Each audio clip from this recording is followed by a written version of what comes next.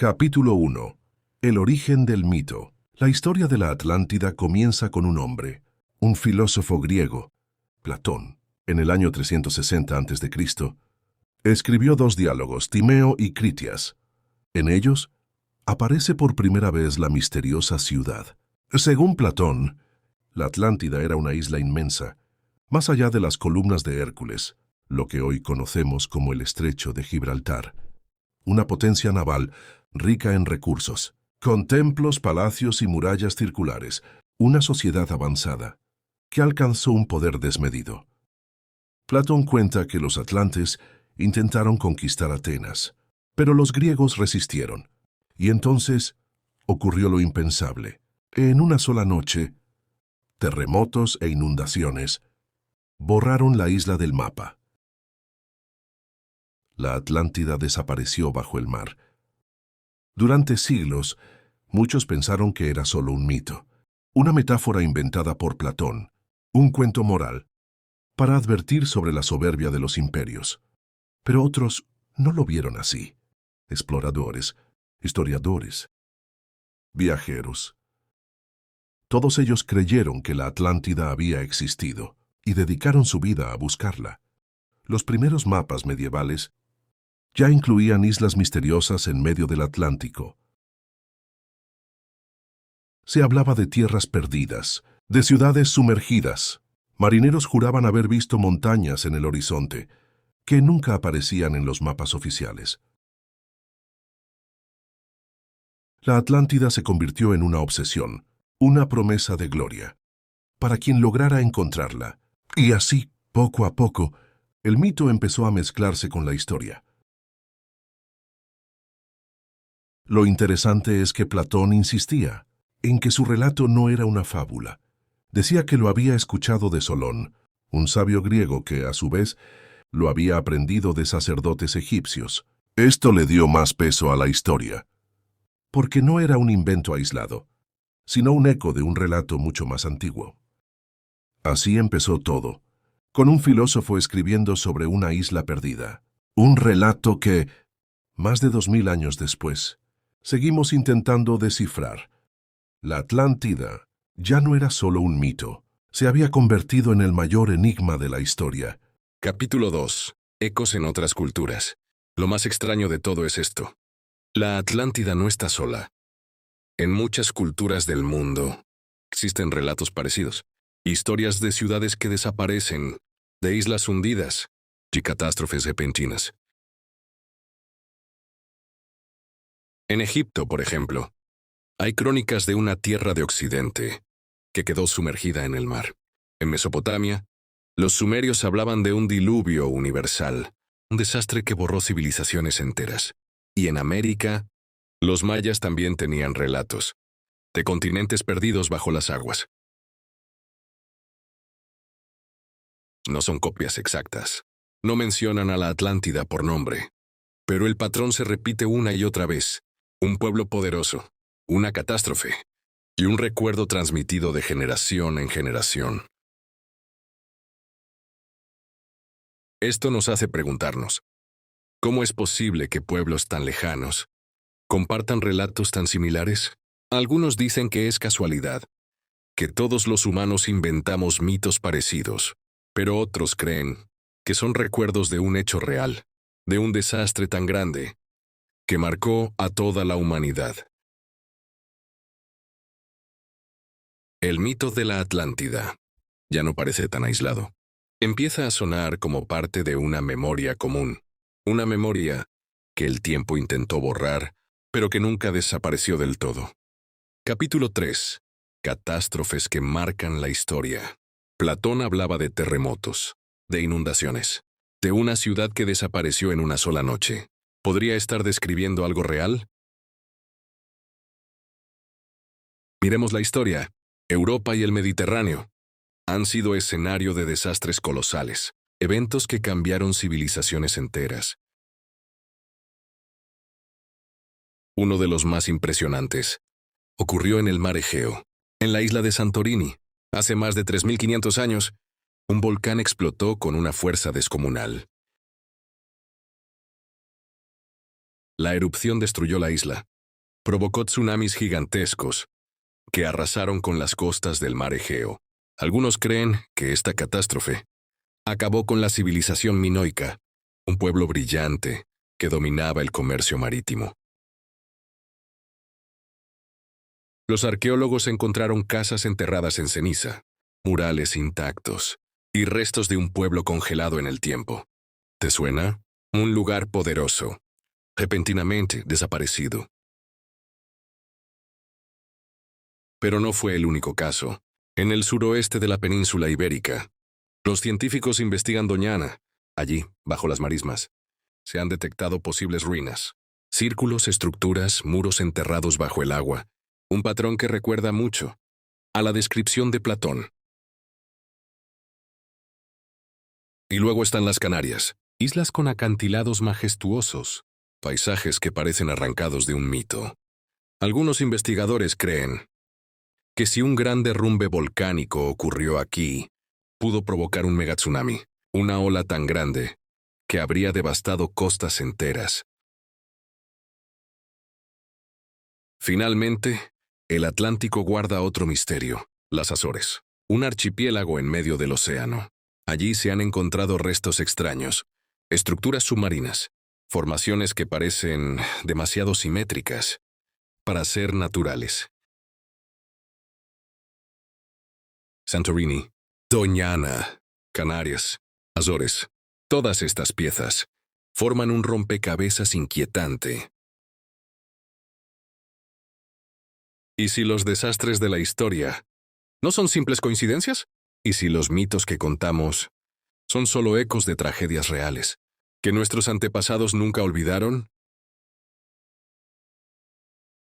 La Atlántida puede no haber existido, tal y como Platón la describió, pero la historia nos demuestra que civilizaciones enteras pueden desaparecer de un día para otro y que la línea entre mito y realidad es mucho más delgada de lo que creemos. Capítulo 4. Las huellas en el mapa. Platón no inventó un cuento. Dibujó un mapa mental, un lugar más allá de las columnas de Hércules, lo que hoy llamamos el Estrecho de Gibraltar. Durante siglos, exploradores y científicos han buscado señales en esa dirección. Unos miraron hacia el Mediterráneo, otros hacia el Atlántico, pero todos compartían la misma idea. La pista está en los mapas. En el Renacimiento, cartógrafos famosos dibujaban extrañas islas en medio del Atlántico, tierras que aparecían y desaparecían en distintas cartas, errores o recuerdos de una tierra sumergida. En 1665, Athanasius Kircher, un sabio alemán, publicó un mapa curioso. Mostraba el continente atlántico, colocado justo frente a las costas de Europa y África. Kircher lo llamó Atlantis. Pero no fue el único. Otros mapas hablaban de islas misteriosas. La isla de San Borondón en Canarias, o la isla Antilia en Portugal. Eran islas que los marineros juraban haber visto, pero que al llegar se desvanecían.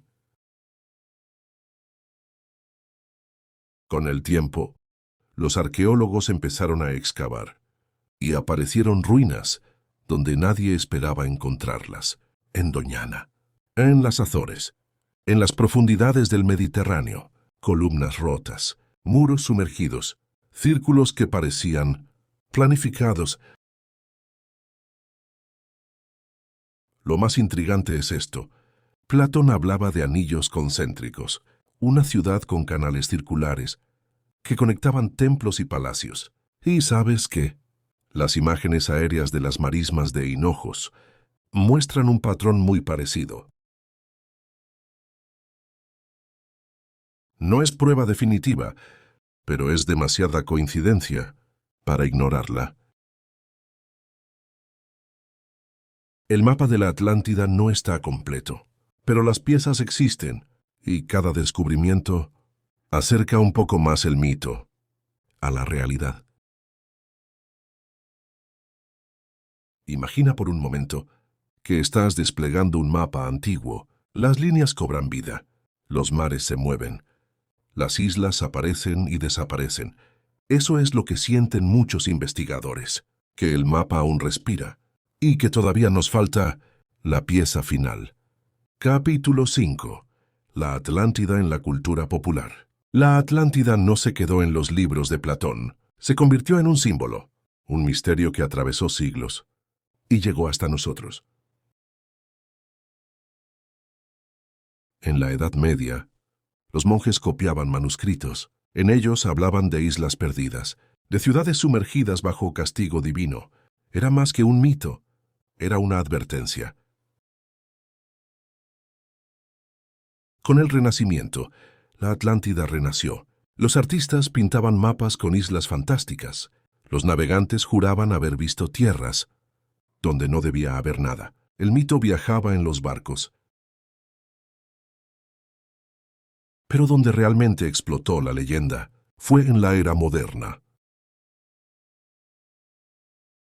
En 1882, Ignatius Donnelly, un político de Estados Unidos, publicó un libro llamado Atlantis, el mundo antediluviano. Defendía que todas las civilizaciones antiguas venían de la Atlántida. Mayas, egipcios, Mesopotamia, todos habrían heredado su sabiduría. Ese libro encendió la chispa. Millones comenzaron a creer que la Atlántida había sido real. El cine también se enamoró de la idea. En 1914, Walt Disney lanzó Atlantis: The Lost Empire, una aventura animada donde la ciudad perdida se mostraba como un lugar lleno de magia y tecnología. La Atlántida dejó de ser solo filosofía, se convirtió en espectáculo. Más tarde llegaron cómics, videojuegos, series de televisión. En cada historia, la Atlántida cambiaba de rostro. A veces era una ciudad utópica, a veces un reino destruido por su soberbia, y en otras, un tesoro escondido bajo el mar. Pero algo no cambia nunca.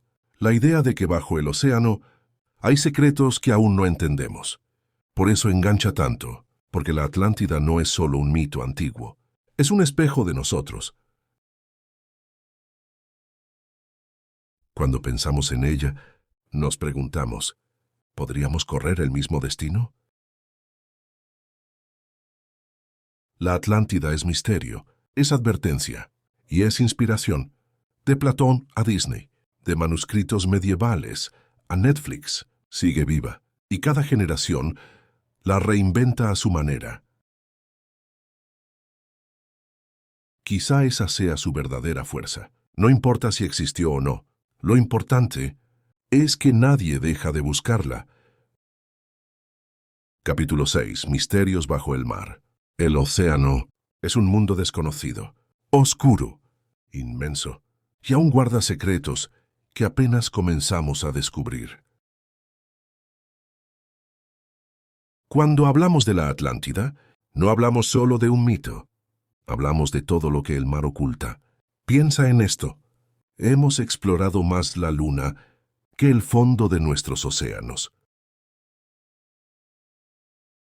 En las últimas décadas, los científicos han encontrado cosas sorprendentes. En Japón, frente a Yonaguni, aparecieron unas estructuras bajo el agua. Parecen pirámides, escaleras, templos. Algunos dicen que son formaciones naturales. Otros creen que son restos de una civilización perdida. En las Bahamas se descubrió el Camino de Bimini, un conjunto de bloques gigantes de piedra colocados como si fueran una calzada. ¿Naturaleza o manos humanas?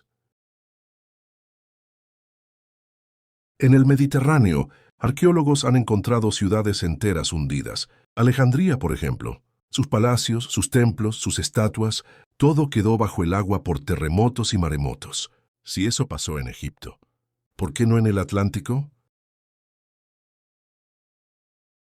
Las Azores también son un punto clave. Allí buzos han hablado de muros y pirámides submarinas. El debate sigue abierto. Lo cierto es que cada hallazgo nos recuerda que el mar guarda su memoria.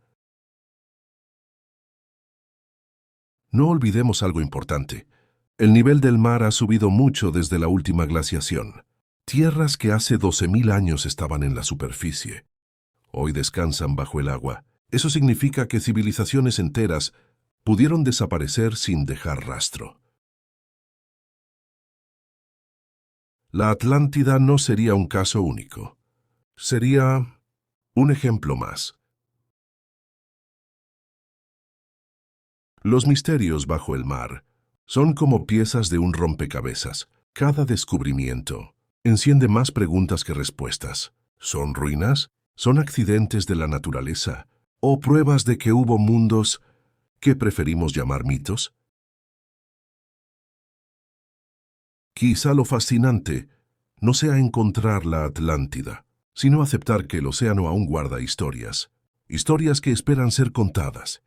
Y ahí, en ese silencio azul, puede estar la clave del mito más famoso de todos los tiempos. El mito eterno, la Atlántida, un nombre que atraviesa los siglos, un eco que nunca se apaga. Platón la describió como una advertencia, una historia para enseñar. Pero con el tiempo, esa advertencia se transformó en misterio, el misterio más famoso de la humanidad. Exploradores la buscaron en mapas, marineros juraron haber visto sus costas, arqueólogos soñaron con excavar sus ruinas, científicos trataron de encontrar lógica en su hundimiento, y ninguno logró resolverla del todo. Quizá ese sea el secreto, que nunca se resuelva, porque lo que nos atrapa no es encontrar la Atlántida, es imaginarla. Cuando escuchamos su nombre, vemos una ciudad brillante, templos de mármol, canales de agua pura, y al mismo tiempo, escuchamos el rugido del mar tragándoselo todo. Es un sueño, y es una pesadilla. Por eso sigue viva, porque no es solo un mito del pasado, es una pregunta eterna. ¿Podría pasarnos a nosotros? Las civilizaciones de hoy se creen invencibles, pero la historia nos recuerda que nada dura para siempre, ni los imperios, ni las ciudades, ni siquiera las montañas que creemos eternas. La Atlántida es un recordatorio, un susurro desde el fondo del mar, que nos dice, todo puede desaparecer. Y aún así, hay algo que nunca se hunde, la memoria, el relato, la fascinación de imaginar. Por eso, miles de años después, seguimos hablando de ella, soñando con ella, buscándola en mapas y océanos. La Atlántida es inmortal, y mientras existan preguntas, mientras haya alguien dispuesto a escuchar historias, seguirá brillando en lo profundo, un mito eterno.